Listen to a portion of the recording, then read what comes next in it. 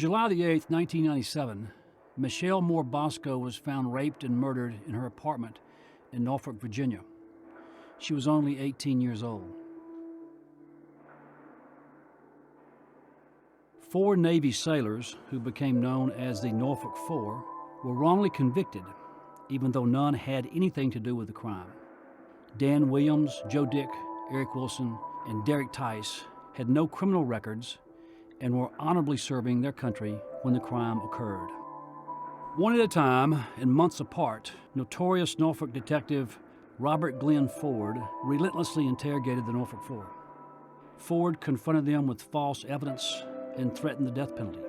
Each man ultimately broke and gave a false confession that clashed with the known evidence. We went back home. We sat up most of the night waiting for Daniel to call us, but he never called us, so we fell asleep. And the next morning, they called and said he had signed a paper that he was guilty. I felt I knew what that meant, but I had to ask him, what do you mean? You didn't sign anything, did you? And he said, yeah, he said, I signed a confession. I could have just died right there. I could have died right there. Solid forensic evidence directly contradicted their false confessions.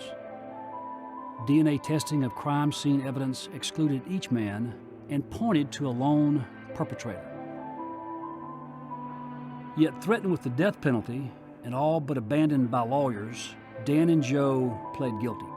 Derek was convicted at trial, and all 3 were sentenced to life without parole. Eric's lawyer, Greg McCormick, tenaciously fought for Eric, and a jury acquitted Eric of murder and convicted him only of rape. Yet the jury sentenced Eric to 8.5 years in prison. In February of 1999, while the Norfolk Four were in jail awaiting trial, a man named Omar Ballard wrote a letter to a friend indicating that he murdered Ms. Bosco. At the time, Ballard was in prison for another serious crime committed in the same neighborhood as Ms. Bosco's. Ballard's DNA matched the crime scene evidence, and he admitted to the police that he committed the crime and did so by himself. Ballard later pled guilty and was sentenced to life without parole, yet the authorities continued their unjust prosecution of the Norfolk Four. This is a story of how a team of dedicated pro bono attorneys from 5 law firms, with the support of the Mid-Atlantic Innocence Project, waged a dogged 13-year litigation and clemency campaign to gain the freedom of these innocent men. The case of the Norfolk Four is almost unthinkable. In this case, 4 men falsely confessed to the same rape and murder. The following material will provide a detailed summary of the case, as well as an analysis of the factors that led to these 4 wrongful convictions. On the night of July 8, 1997, William Dick returned home from the Navy in hopes of seeing his new wife, Michelle Moore Bosco. When he arrived at their apartment in Norfolk, Virginia, he soon realized she wasn't there. Upon entry, he noted how unusually clean and neat the apartment was. William then entered the master bedroom to find her body lying dead in a pool of her own blood. He attempted to call 911, but realized he didn't have access to a cell phone or a landline. He continued across the hall and alerted his neighbor, Daniel Williams, to contact emergency services. The police arrived minutes later and began examining the scene. The investigation. Upon arrival, the police found no evidence of a forced entry. When they entered the bedroom, they discovered a knife lying on the floor in close proximity to Michelle's body. Detective Maureen Evans was the first detective at the scene of the crime. She began interviewing several of Williams's neighbors at the apartment complex. One of the neighbors, Tamika Taylor, who had been friends with Michelle for about a month, suggested that she might want to check out Daniel Williams, stating that he had a particular interest in Michelle. Within an hour and a half of the body being discovered, Detective Evans proceeded to have Daniel Williams come down to the local police station to give a statement. When Daniel arrived at the station, the police did not ask him to provide a statement. He was taken to a private room and asked a series of leaded and pointed questions regarding his interest in Michelle Bosco. From the video footage of the interrogation room, it is evident that the environment was very hostile and antagonistic. During the questioning, Maureen Evans went off shift, and Williams continued to be questioned by a new detective, Detective Robert Glenn Ford. It is important to note that Detective Ford had a history of interrogation misconduct. Ford's tone is immediately guilt presumptive. He told Williams that he knew he did it and that he was going to get a confession out of him. He continued to yell at Williams and also told him that he had failed a polygraph test, which he hadn't. Additionally, Ford falsely told Williams that in order to evade the death penalty, he must confess. The interrogation continued for 11 hours. Daniel Williams eventually confessed and told Ford that he had beat her with a shoe. This confession was entirely inconsistent with the crime scene evidence and the preliminary autopsy. Michelle had sustained multiple stab wounds, and a knife was found in proximity to her body. When Maureen Evans returned to work, she read both the confession and the autopsy and was thrown off by the inconsistencies. Evans then showed Williams the autopsy report. Williams changed his story and stated that he had stabbed her multiple times with a wooden handle knife, which was still inconsistent with the crime scene evidence. Shortly after, the DNA report is returned, and Williams's DNA was not present. Detective Ford then decided to interrogate Williams again. Under pressure, duress, thirst, hunger, and fatigue, Daniel Williams implicated Joseph Dick, who had been renting a room from Daniel at the time. The police arrested Joseph Dick and began the interrogation. It is important to note that Joseph Dick is cognitively impaired as a result of a childhood injury. Joseph was interrogated for 10 hours before he confessed with inaccurate evidence. In fact, Joseph had internalized his false confession and believed he had actually committed the crime. Joseph Dick implicated Eric Wilson, and he would later provide testimony against the 3 other members of the Norfolk Four. Eric Wilson was then brought in for questioning. He confessed during the interrogation and implicated Derek Tice, who also confessed to the crime. Shortly after the confessions were obtained, both Daniel Williams and Derek Tice recanted their confessions. Based on the pathologist's report, Michelle Bosco had died from multiple stab wounds. The DNA reports that were conducted for Williams, Dick, Wilson, and Tice all conclusively demonstrated that their DNA was not at the crime scene. Despite the inconsistencies in the confessions and the lack of DNA evidence against any of these men, Williams, Dick, and Tice were all convicted of the rape or murder of Michelle Bosco. It wasn't until the year 2000 that Omar Ballard, the actual killer, pled guilty to the rape and murder of Michelle Bosco. Omar had sent a letter to a family friend in which he admitted to killing Michelle.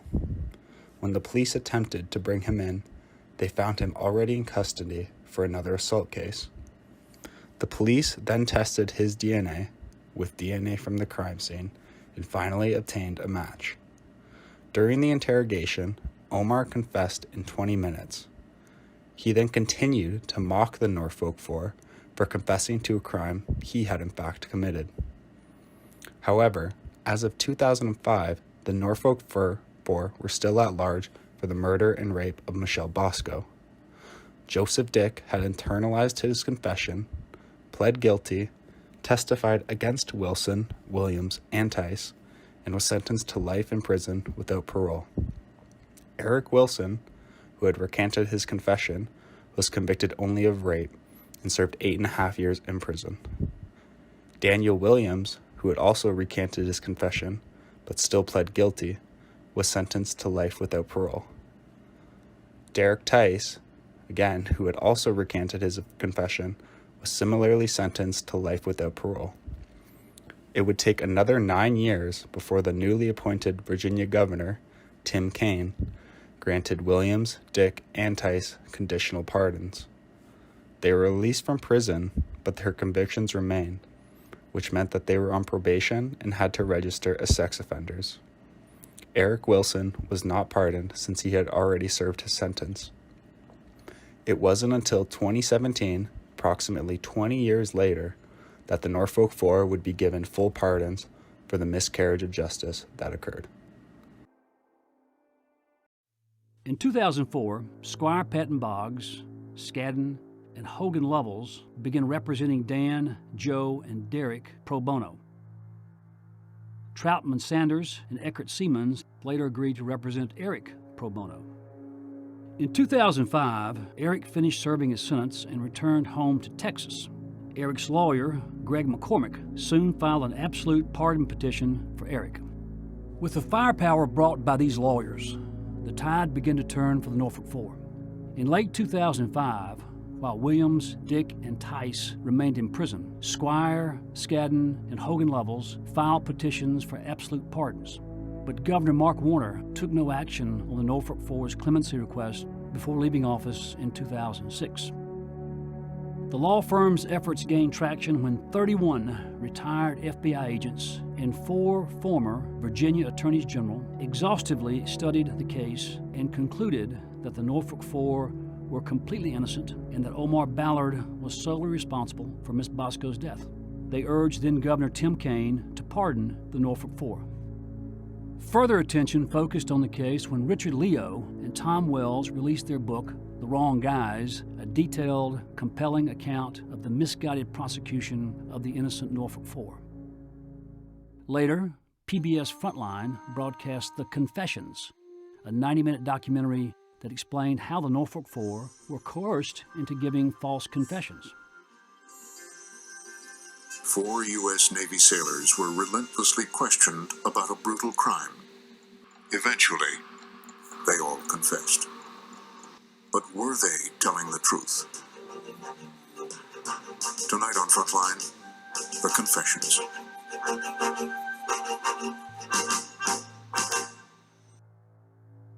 In 2009, Governor Tim Kaine granted Dan, Joe, and Derek conditional pardons because of doubts about their guilt. For reasons that I will describe, I'll take a few minutes to describe. I am denying the request for an absolute pardon. I'm denying the request because I do not believe that the petitioners have met the burden that they have of demonstrating conclusively that they are innocent of all involvement in this crime. However, for reasons I'll describe, they have raised very significant and serious doubts, grave doubts, I would say, about at least the level of their complicity in the crime. Hey, Derek. Dan. Might as well wave. Governor Kaine released the 3 men from prison, but left their convictions intact and placed them on 20 years parole. Governor Kaine did not grant Eric's pardon request because Eric had already been released from prison. We are glad that Governor Kaine has granted a conditional pardon that will give our clients a chance to return to their families. But we are not satisfied because this injustice has not ended for our clients. We are gravely disappointed that Governor Kaine refused to grant an absolute pardon. In this case, there is overwhelming evidence that our clients are innocent. Dan, Joe, and Derek returned to live with their parents in Michigan, Maryland, and North Carolina. They began to rebuild their lives and all found work. But each was not free, as they had to register as sex offenders and report frequently to parole officers.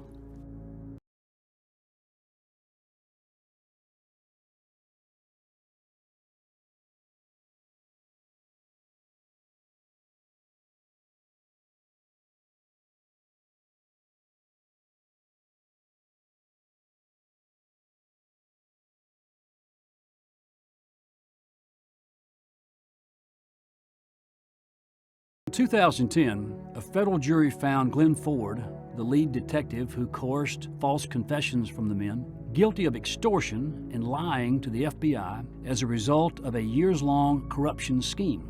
A federal judge sentenced Ford to 12.5 years in prison, where he remains today. After Dan and Joe received conditional pardons, Squire, Skadden, and Troutman filed habeas corpus petitions for Dan, Joe, and Eric in federal court, asserting their innocence and that their constitutional rights had been violated. In a heart-wrenching echo of Governor Kane's pardon decision, the federal court dismissed Eric's habeas petition, holding that Eric was not entitled to habeas relief for technical reasons. Supreme Court denied a former sailor's request to clear his name in the Norfolk 4 case. Justices rejected Eric Wilson's appeal today. Wilson is one of the 4 ex-sailors who claimed police intimidated them into falsely confessing to the 1997 rape and murder of Michelle Moore Bosco. In 2009, then-Governor Tim Kaine issued pardons to 3 of them. Wilson, who was convicted of rape and was not eligible because he had already been released from prison. In 2015, Squire and Skadden litigated a 2-day innocence hearing before U.S. District Court Judge John Gibney in Dan and Joe's federal habeas cases. In September 2016, Judge Gibney ruled that the Norfolk 4 are innocent beyond any doubt, writing that no sane human being could find the men guilty in light of the innocence evidence. Judge Gibney later vacated Dan and Joe's convictions, but Eric's conviction remained intact. Today, a federal judge vacated those convictions. 10 on your side's Aaron Kelly was in the Richmond courtroom for this long-awaited development. The Commonwealth has 60 days to decide whether to retry the men, but a defense attorney told me he's confident that will not happen and called today a good day for the Norfolk 4. They were released years ago amid doubts of their guilt. The ex-sailors have long claimed they were forced to confess. It's been horrific. Their lives have been totally turned upside down. They spent, think of this, they spent the most important decade of their life incarcerated. Kendall says next he wants Virginia to formally exonerate the men. But for now, there's this. The law firms quickly filed absolute pardon petitions. In March of 2017, almost 20 years after their arrests, Governor Terry McAuliffe officially declared each of the Norfolk 4 innocent. Critically, Governor McAuliffe vacated Eric's conviction. Virginia Governor Terry McAuliffe has pardoned the so-called Norfolk 4. The former sailors were arrested for the 1997 rape and killing of Michelle Moore Bosco.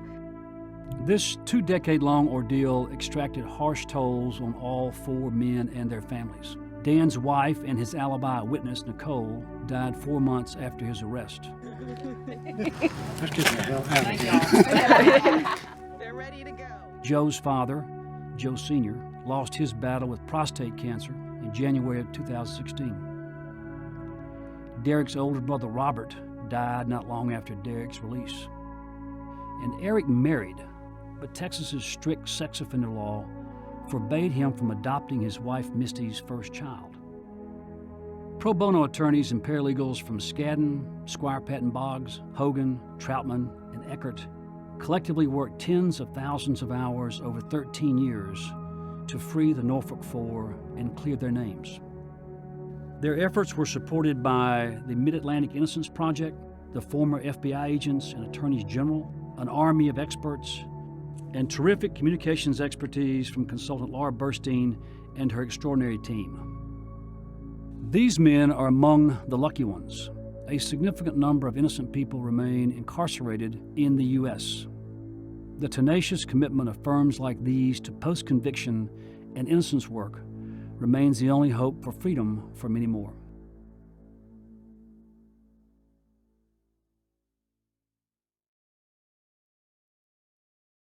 Four have been dealing with this case since 1997.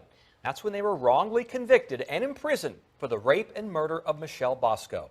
10 on your side's Chris Horn has a closer look at how we got to this point and more on the payout for these men. Chris? Yeah, Tom, they're essentially getting paid double because the legislation also requires the city of Norfolk to match what the state is paying. It's a groundbreaking case. The first time that someone wrongfully convicted will get money not only for their time behind bars, but also for their time on parole and the sex offender registry afterward. Delegate Chris Jones of Suffolk, who sponsored the bill in the House, tells me he's never seen such a miscarriage of justice. But this was such an egregious act, and unfathomable in my mind. Their DNA didn't match the evidence. Their confessions were forced. The lead detective was corrupt. This man eventually confessed to the rape and murder of Michelle Moore Bosco. None of it mattered. 3 of the Norfolk 4 got life sentences for rape and murder, and 1 got 8 years for rape. I cannot imagine being in prison for that long and then being on a sex offender list, knowing that you're innocent. And they knew you were innocent within probably 2 or 3 years of the murder. So Jones sponsored a bill that Governor Northam has signed that will compensate Daniel Williams, Joseph Dick, Derek Tice, and Eric Wilson in a groundbreaking way. It takes into account not only their time behind bars, but also their parole and the time they had to register as sex offenders.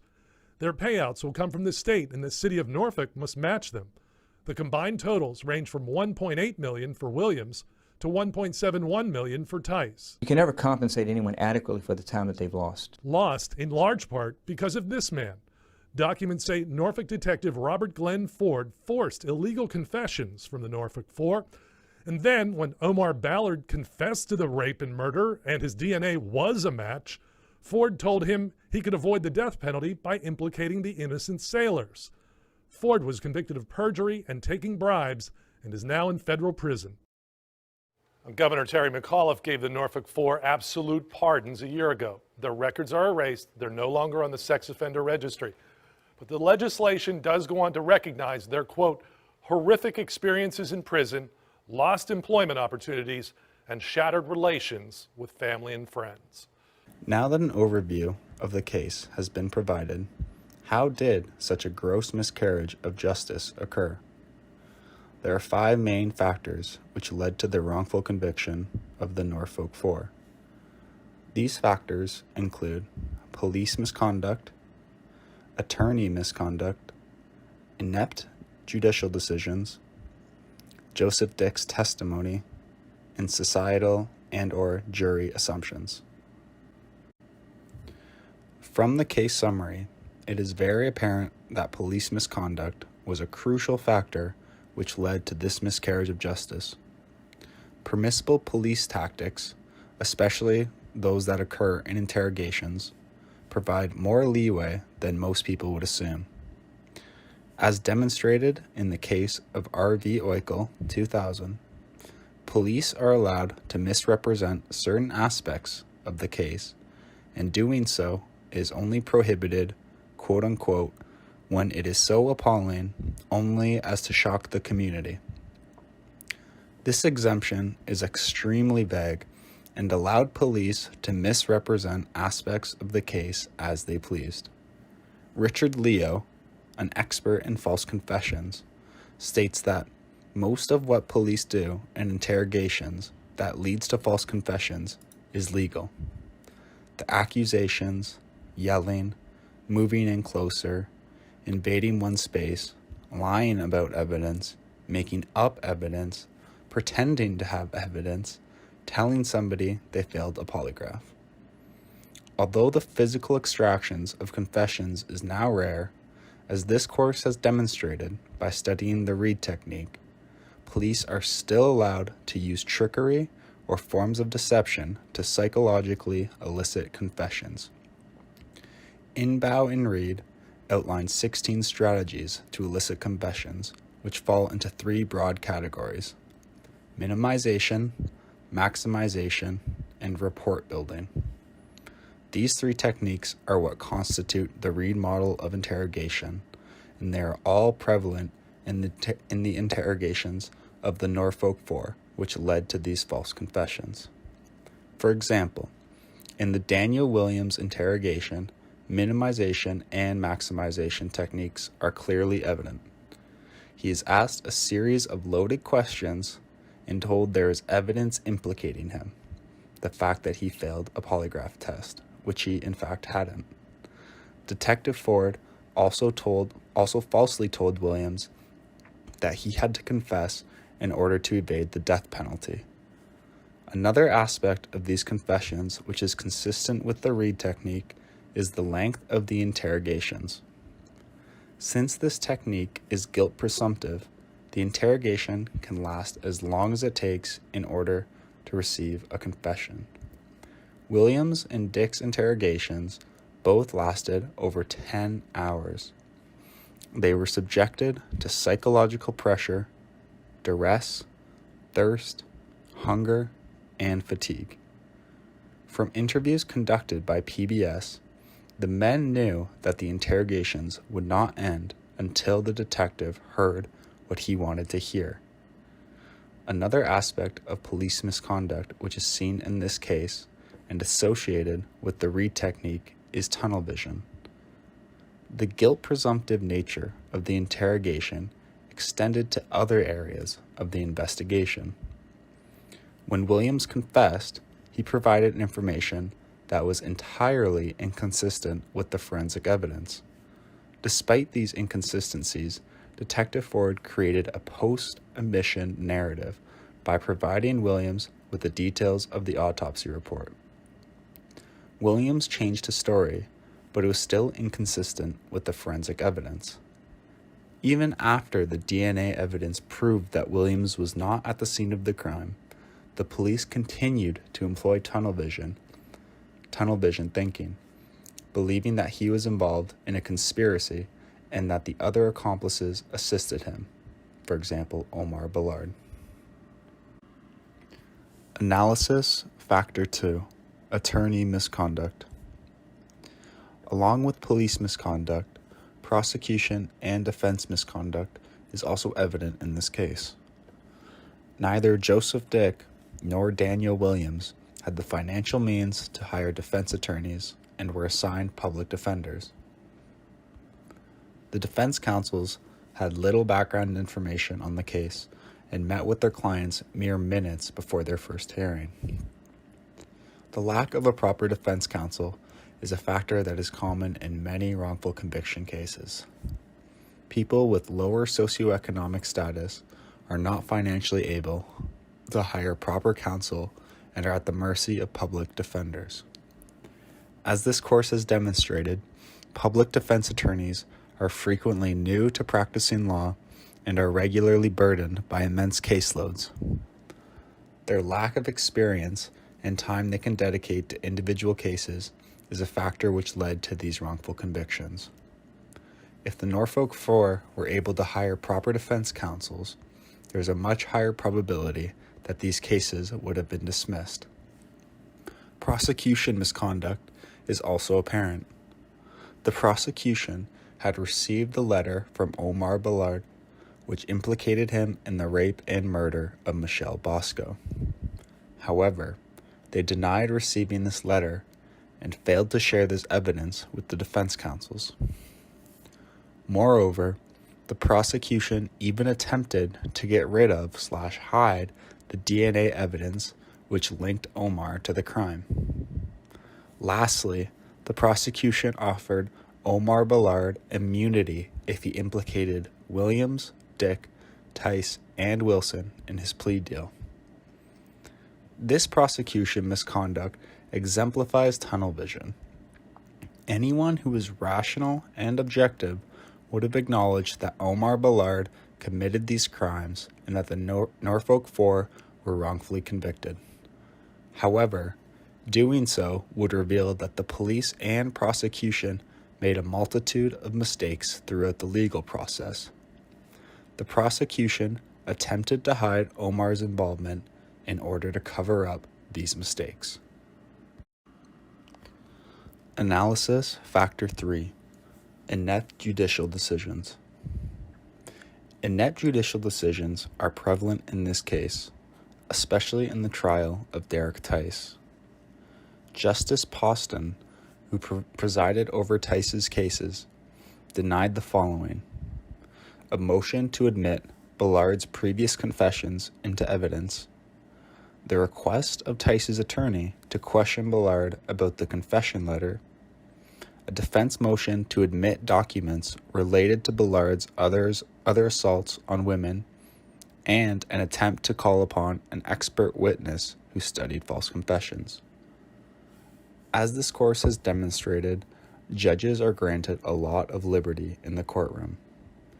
In this case, the judge's freedom to deny motions from the defense counsel was a factor which led to the wrongful conviction of the Norfolk Four. Analysis, Factor 4, Joseph Dick's testimony. Joseph Dick's testimony against Williams, Tice, and Wilson was a particularly important factor in this miscarriage of justice. This course has outlined various risk factors that can make someone more susceptible to falsely confessing. These factors include age, for example, youth, mental illness, vulnerable personalities, and cognitive impairments.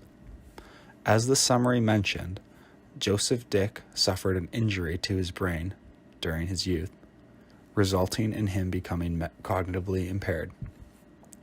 Numerous studies have revealed the effects of cognitive impairments during police interrogations.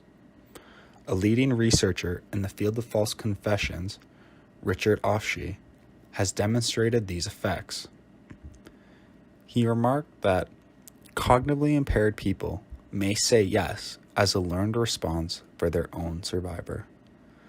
Leo and Costanzo corroborate this evidence, stating that various forms of cognitive impairment, including low intelligence, put suspects at risk for false confessions, and that individuals with cognitive impairments tend to be more acquiescent, more likely to agree with illogical questions, and more easily confused by the tactics of interrogators.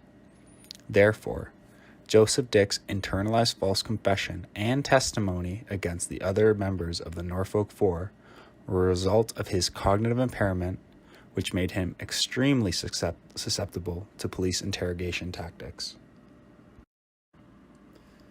Analysis, Factor 5, Juror and Societal Assumptions.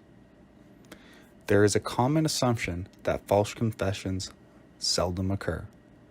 The general public believes that under no circumstances would an innocent person confess to a crime they did not commit. If we adhere to the rational choice perspective, this statement makes a lot of sense. This classical criminological theory states that individuals weigh the pros and cons of committing a crime before doing so. Therefore, most people do not commit crimes because the consequences of doing so far outweigh the benefits. If this theory is applied to false confessions, it is logical that people would not confess to a crime they did not commit because the potential outcomes are only negative. However, as the literature reveals, false confessions occur quite frequently and are not this straightforward. Based on studies conducted by the Innocence Project in cases involving DNA exonerations, false confessions are the second highest contributing cause of wrongful convictions. Moreover, the production of false confessions is not one-dimensional. False confessions are caused by a multitude of sequential errors made during police interrogations. They involve the use of influence, persuasion, and compliance, which are usually elicited through psychological coercion. While some people are less susceptible to falsely confessing based on age, intelligence, personality factors, etc., everyone has a breaking point. When an interrogation continues for a prolonged period of time, fear, fatigue, hunger, and confusion play a prominent role in the production of false confessions.